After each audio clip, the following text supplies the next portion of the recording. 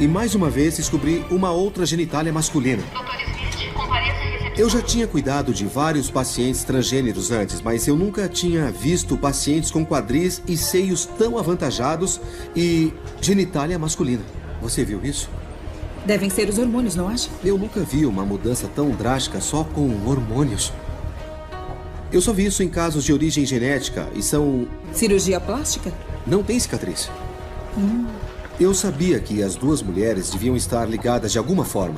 Eu só não tinha certeza de qual era a ligação. Eu fui até a sala de espera para ver se tinha uma parente ou amigo de alguma das pacientes. Eu queria descobrir o histórico médico e o que elas tinham feito naquela noite, para entender o que podia ter acontecido.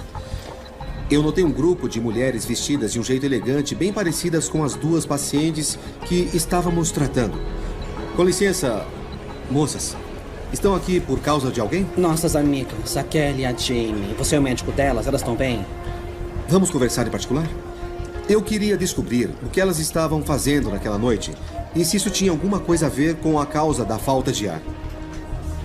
Estabilizamos a respiração delas, mas estamos com dificuldade para descobrir a causa do problema. Será que podem esclarecer o que aconteceu? Bom, a gente estava no hotel, todas juntas. Sabe, se arrumando para sair para uma baladinha. E aí a Kelly começou a sentir dificuldade para respirar. A gente chamou uma ambulância e depois a Jamie passou mal.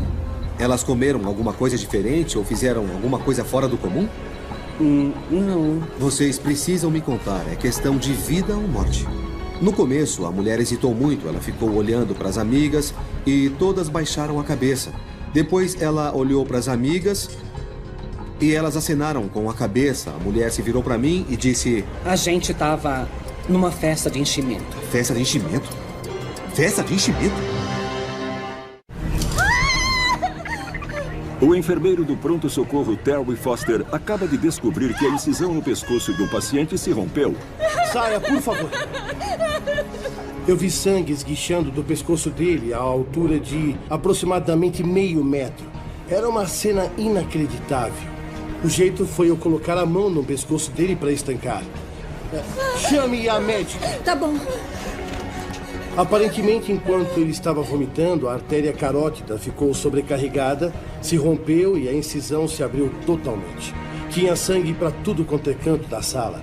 Sangue nas paredes, na mulher dele, no corpo do paciente e até em cima de mim. A doutora tá vindo. Certo, coloque o oxigênio nele o mais rápido possível. O que foi? O catéter saiu. Perdemos o acesso. Foi horrível. Foi uma cena horrível de ver. Procure uma veia e faça outro acesso nele agora. Tá bom. Cadê a Eu não médica? consigo, não acho a veia. Tá, então continua tentando. Eu preciso de um médico na 3 agora, por favor. Nós estávamos no hospital de uma cidade pequena, no meio da noite. Tínhamos perdido o acesso do paciente e eu pensei, esse homem vai morrer. Sou a doutora Tinsley. Os pontos estouraram enquanto ele estava vomitando. Eu tô pressionando aqui para ele não perder mais sangue. Quem foi o cirurgião que operou seu marido ontem? O doutor Spagot. Tá. Eu vou ligar e perguntar se ele pode vir pra cá. Vou estabilizá-lo pra ser operado. Eu tô tentando. Abaixa a cabeça dele. A pressão está caindo. Isso, abaixa a cabeça, rápido. Quando a pessoa está em choque e com queda de pressão, o procedimento é baixar a cabeça dela para aumentar o fluxo de sangue no cérebro. Patrick, vai dar tudo certo, Patrick. Precisa ser levado pro hospital central pra ser Como é operado que é? lá. É uma viagem de 2 horas na tempestade. Ele tá com o pescoço aberto. Tem razão. Um helicóptero? Eu duvido que voem hoje com essa chuva. Vamos descobrir. Deixa comigo. Patrick, aguenta firme, tá bem? Vai dar tudo certo. Vai dar tudo certo. Eu olhei para aquele homem e vi que ele estava com uma expressão de pavor no olhar. E fiquei pensando que eu seria, junto com a esposa dele, a última pessoa que ele ia ver antes de morrer. Eu estou entrando em pânico. Ele vai ficar bem, não vai? Fica calma, tá? Eu estou aqui com vocês, a gente vai fazer todo o possível por ele, tá bom? Ele só precisa ser levado para a sala de cirurgia o quanto antes. Olha, ele está sangrando um pouco mais. Você poderia colocar a cabeça dele mais para trás? Claro. Bem, sou eu, Rebeca. O pulso periférico está bom, é um cara bem forte. Quem está cantando? Por que ele está falando isso? Bom, ele deve estar um pouco desorientado por causa da perda de sangue. Oi, querido, sou eu. Ele não parece bem. Tenta baixar a cabeça dele Tá bom, um pouco mais. pode deixar. Quando a gente abaixava a cabeça dele, ele despertava e ficava um pouco mais alerta, mas o sangramento no pescoço aumentava. Aí a gente subia a cabeça dele para diminuir o sangramento, mas ele ficava totalmente desorientado. O jeito era ficar abaixando e levantando a cabeça dele, dependendo dos sintomas. Eu tentei arrumar uma ambulância aérea para levar seu marido para a unidade central, mas infelizmente eles não podem voar por causa da chuva. Não dava para colocar o homem numa ambulância e transferir para outro hospital. Ele estava muito instável. Além disso, o outro hospital ficava muito longe. E, para piorar, caiu uma tempestade horrível. Mas e agora? Nós vamos chamar nosso cirurgião vascular para operar aqui mesmo. Doutora, não tem nenhum cirurgião vascular de plantão agora.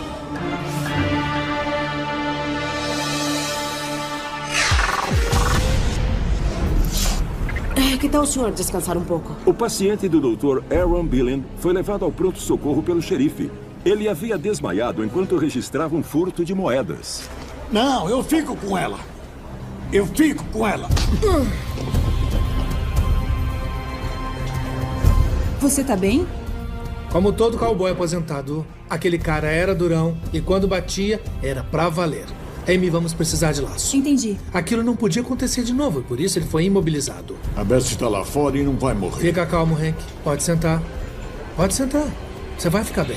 Vamos cuidar de você. Ele estava muito confuso. Beth. Como a gente não sabia qual era o problema do paciente, era importantíssimo fazer uma avaliação completa para descobrir o que estava acontecendo com ele. Naquela hora, ele se acalmou o suficiente para que a enfermeira medisse seus sinais vitais. A pressão está 13/9. E aí eu quero um hemograma completo e um exame toxicológico. Tudo bem, doutor. Amy, pode fazer um eletro e agendar uma tomografia de crânio, por favor? Claro, doutor. Não. Nós fizemos uma série de exames. Apenas uma pequena atrofia na tomografia do crânio, mas é normal para a idade.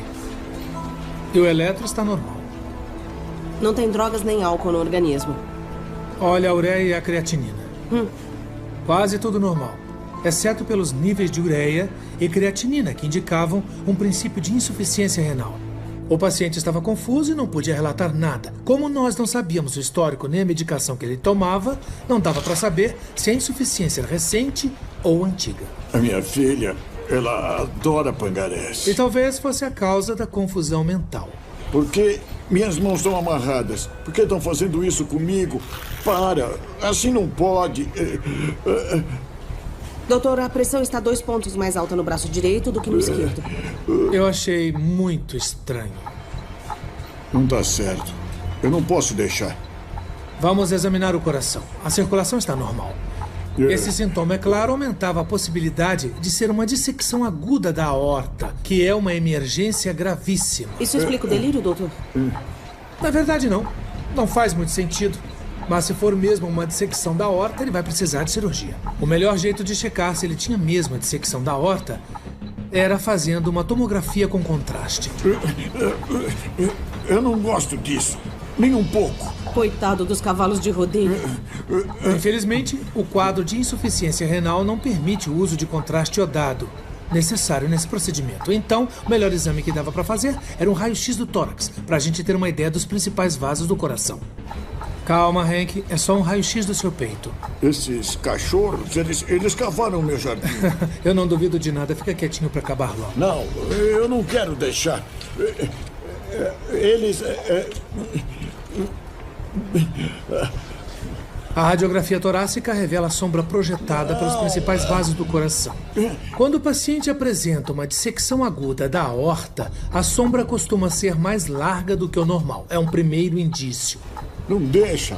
O raio-x saiu. Dr. John Stewart, na sala 16, por favor. Nós colocamos o raio-x no monitor e não vimos nenhum sinal condizente com a dissecção aguda da aorta. O que é isso? Eu quero ver de perto. Mas, curiosamente, a gente viu uma coisa totalmente inesperada. Parece que são moedas.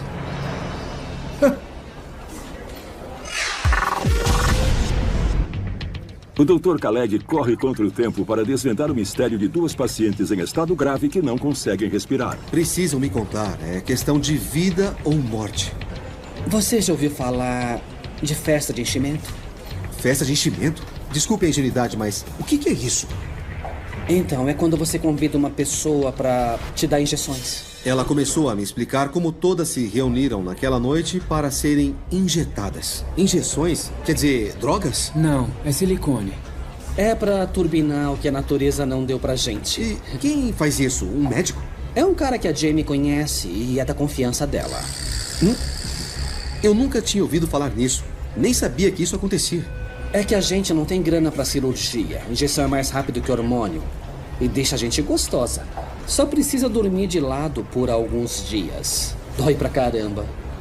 Então está dizendo que vocês todas são... Meninos lá embaixo. Não aqui e nem aqui. E receberam as mesmas injeções? Sim. Não tiveram essa reação? A gente tá bem. Deve ter alguma diferença na injeção que a Jamie e a Kelly receberam. Pode crer. Elas são fominhas, com certeza. Foi aí que ela me disse que essas duas mulheres, as minhas pacientes, tinham recebido muito mais produto do que o restante do grupo. Olha, quando chegou a nossa vez, o cara já estava no 2º galão. Não dá pra imaginar onde dá pra injetar uma quantidade tão grande. Então, a gente mandou parar, mas elas não quiseram. E a Kelly tem um trabalho de modelo. Na semana que vem, queria ficar bem bonita. Elas vão ficar bem, né? Vamos fazer o possível. Como as pacientes estavam no respirador artificial, eu chamei o médico da UTI e pedi que viesse ao pronto-socorro. Enfermeiro Jonathan, na sala de cirurgia, por favor. Elas estão muito instáveis para fazer ressonância e o silicone não aparece no raio-x. Se tirarmos o silicone dos pulmões e sobrar um pouco na pele, vai ser uma batalha perdida para nós. De repente, a primeira paciente começou a piorar muito. Tubos entupidos, vamos aspirar. Quando o paciente é entubado, esse tubo é o que o mantém vivo. E se esse tubo fica obstruído, não deu certo. Enfrentamos um grande problema. A intubação da paciente do Dr. Caleg está obstruída por silicone que havia sido injetado clandestinamente. Eu quero mais sedativo, prepare a dosagem. Quando o paciente é entubado, esse tubo é o que o mantém vivo. Vamos trocar o tubo? E se esse tubo fica obstruído, enfrentamos um problema muito grave que pode causar a morte. O que é isso? É silicone. Receberam injeções e o silicone migrou para os pulmões, para o tubo. Que médico faria isso? Não foi médico, foi um açougueiro num quarto de hotel. O nosso receio era que elas ainda tivessem muito material debaixo da pele, que podia migrar para os pulmões. O que fazer se não aparece no raio-x? Isso só ia piorar a respiração e talvez elas nunca mais se recuperassem. A gente ficou pensando como descobrir no pronto-socorro se ainda tinha algum material debaixo da pele delas. Um ultrassom, por que não? O que é isso? Eu quero ver de perto. O Dr. Billing acaba de descobrir 2 objetos incomuns no raio-x de um paciente com um problema cardíaco em potencial. Quando analisamos a radiografia, percebemos 2 corpos estranhos que não deviam estar ali. Um estava localizado no esôfago, a meio caminho do estômago. O outro estava na altura das cordas vocais.